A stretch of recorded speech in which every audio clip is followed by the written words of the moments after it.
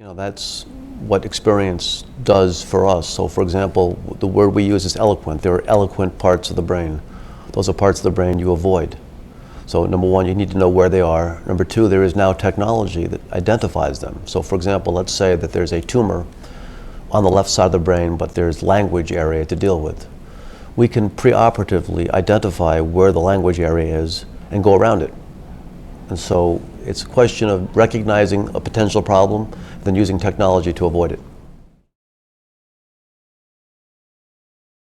I think the future is going to be, there's a couple of things. One is, I think the technology will keep getting better so that our ability to interface with computers is going to get better and better. But with that caveat that I told you before, and this is, I feel very strongly about this, and that is if you allow yourself to be dependent on the technology, there's a big disadvantage to the patient. So the analogy I like to use is my daughter. My daughter has come of age and learned to drive in an age where she uses Google Maps.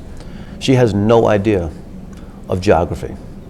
So the key is, to use that analogy, is that it's great to use Google Maps. It's a fantastic tool, but you should also study a map and understand where north, south, east, and west are.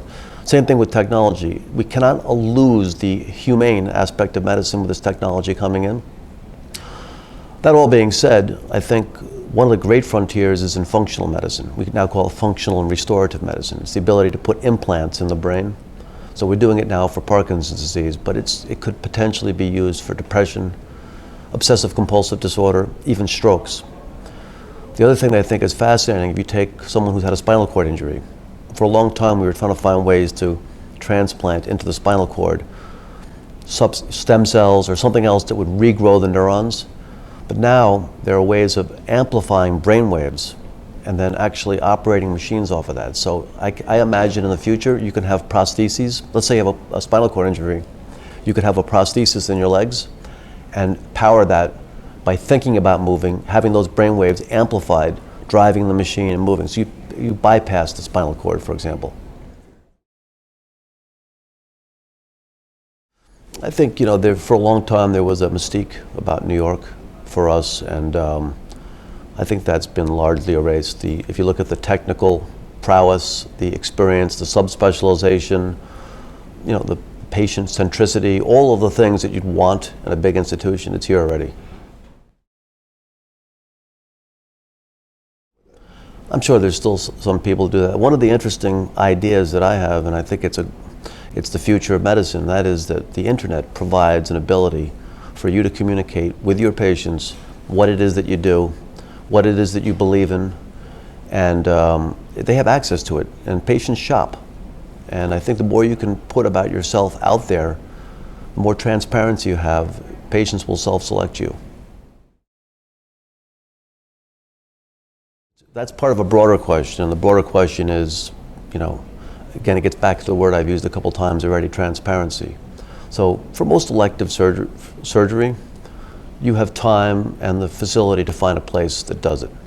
But what about the emergent stuff? You find yourself in a hospital with a problem and you're assigned to the surgeon on call. How do you know that's the right person? And I think one of the things we've tried to structure here, and it's very difficult, but one of the things we try to structure here is the patient should have transparency. Patients as consumers of healthcare are at a huge disadvantage. Patient comes to see me, they're not allowed to watch me in the operating room a couple times before they make their decision. And so I think the more information that patients have, the more patient-centric we set up everything, the better off it is for them. So if information is free-flowing and available and you're in a remote area and you recognize the fact that what you need is somewhat specialized, you should have the ability to access that information and move to that area. And one of the things about having a big network, Hackensack network, that's what we're trying to do. So we have places all over the state right now. And the idea is going to be, you can do the simple stuff remotely, but the stuff that's more complicated, where the patient would benefit from being moved, we'll do that too. It's been great for me only because Hackensack has a great attitude toward healthcare, which is, if I ask for something and can demonstrate to them that it will benefit the patients, they'll pay for it, which is fantastic. So we keep growing and changing as new things become available, and it's never about, well, we can't do that because we're trying to save money. And that really makes it a great environment for any surgeon.